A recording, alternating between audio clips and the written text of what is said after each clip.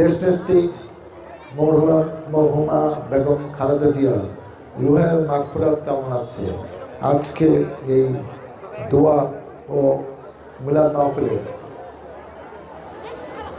সম্মানিত সভাপতি শিমুল ইউনিয়ন বিএনপির সভাপতি আব্দুল্লাহ মামুন, উপস্থিত বিএনপি অঙ্গ সংগঠনের বিভিন্ন পর্যায়ের নেতৃবৃন্দ, উপস্থিত এলাকার মুরব্বিয়ান, শহীদ জিয়া সৈনিক ভাই ও বোনেরা, আসসালামু আলাইকুম। আজকে আমরা আমাদের প্রিয় নেত্রী, যিনি 41 বছর বাংলাদেশ জাতীয়তাবাদী দল বিএনপিকে নেতৃত্ব দিয়েছে, যার নেতৃত্বে 91 সালে বিএনপি ক্ষমতা এসেছিল, 96 সালে বিএনপি প্রধান বিরোধী দলের ভূমিকা পালন করেছে এবং 2001 সালে আবার রাষ্ট্র ক্ষমতার দায়িত্ব পেয়েছে। সেই নেত্রী বিগত 30 ডিসেম্বর না ফেরার দেশে চলে গেছেন।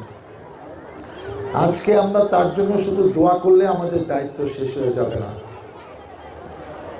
আমরা তার কাছ থেকে কি পেলাম, কেন মানুষ তাকে এত পছন্দ করে, এত ভালোবাসে, যার জানা যায় পৃথিবীর মধ্যে সবচেয়ে বেশি লোক সমাগম হয়েছিল, লক্ষ লক্ষ, কেউ বলে 60 লক্ষ, কেউ বলে 70 লক্ষ, কেউ বলে 1 কোটি।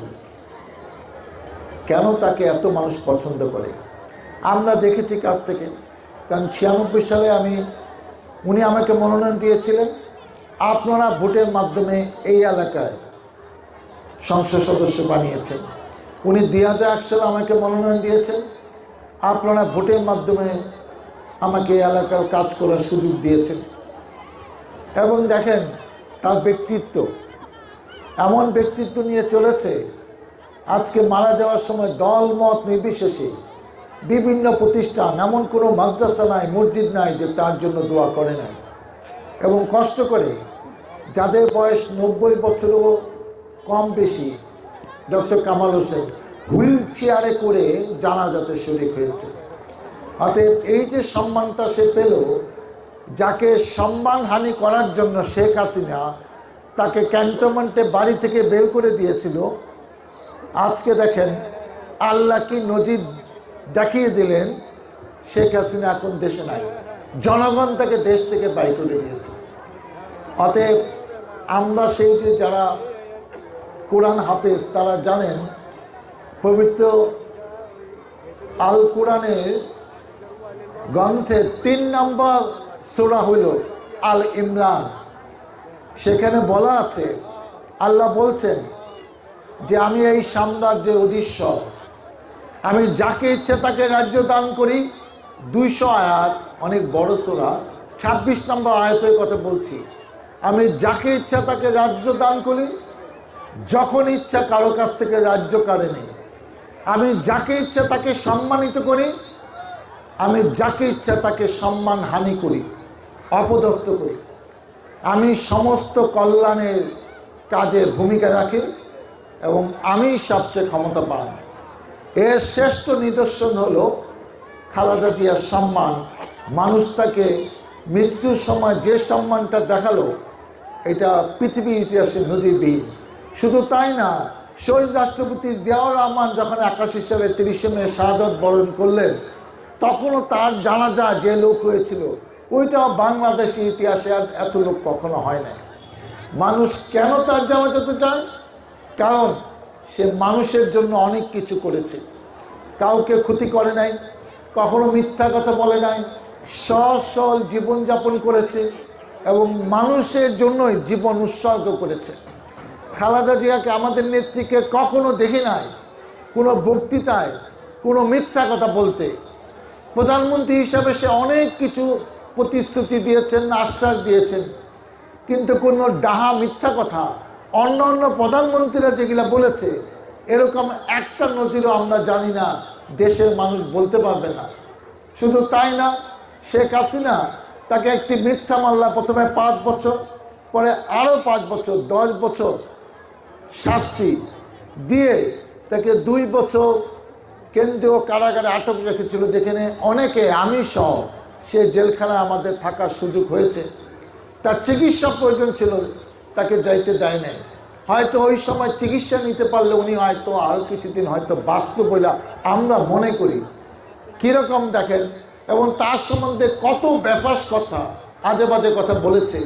উনি জেল থেকে বেরিয়ে যখন সে ইন্ডিয়াতে পালিয়ে চলে গেছে, সাংবাদিকদের অনেক প্রশ্ন করেছে, শেখ হাসিনার বিরুদ্ধে একটি কথা উনি বলেন নাই। কারণ উনি বিশ্বাস করে আল্লাহ তার বিচার করবেন, আমার কিছু বলার প্রয়োজন নাই। এই যে আদর্শ, এই যে নীতি, এই যে দর্শন, আমার নিজেকে সৌভাগ্যবান মনে করি আমি এমন একটি দল করি, শহীদ রাষ্ট্রপতি জিয়াউর রহমান হাতে যে দল তৈরি হয়েছে, আমি এমন একটা দল করি খালেদা জিয়ার নেতৃত্বে 41 বছর। এই যে আজকে মহিলারা, মা বোনরা এখানে উপস্থিত আছে, এরা বেশিরভাগই আমাদের নেত্রীকে অনেক পছন্দ করে, এবং তা খালেদা জিয়া মার্কা ধানের শীষ প্রত্যেকটা জায়গায় যেখানে যেখানে বিএনপি প্রার্থী ছিল তাদেরকে মহিলা ভোটই বেশি। আমরা যখন কাউন্ট করি মহিলা ভোটে দেখি মহিলাদের ভোটই ধানের শীষে বেশি। কারণ তারা জানে যে এই নেত্রী মিথ্যা কথা বলে না, এই নেত্রী যাহা বলছে সব সত্য কথা বলছে, তার নীতি আদর্শ সবাই পছন্দ করে। আমরা যেন রাজনৈতিক জীবনে, আমরা সামাজিক জীবনে যেন এই নেত্রীর মতো আদর্শ নীতি ধারণ করে আমরা যেন কাজ করতে পারি, বেঁচে থাকতে পারি এবং মানুষের মঙ্গল করতে পারি। আজকে এইটাই হোক আমাদের শিক্ষা আজকে দোয়া মাহফিলে। আমি আর কিছু বলতে চাই না, একটু পরে আজান দেবে, আপনাদের তোবারকও দেওয়া হবে, আপনারা ধৈর্য ধরে তোবারক নিয়ে যাবেন। আমি 96-এ এবং 2000-এ আপনাদের ভোটের সংসদ সদস্য হয়েছিলাম। আমাকে 3 বার জেলে যেতে হয়েছে। আমার নামে এখনও 53টি মামলা আছে। আমি এবারও মনোনয়ন পেয়েছি এবং ধানের শীষ প্রতীক নিয়ে নির্বাচন করছি। আমি আপনাদের কাছে দোয়া চাই, সমর্থন চাই, সহযোগিতা চাই, আপনাদের কাছে ভোট চাই।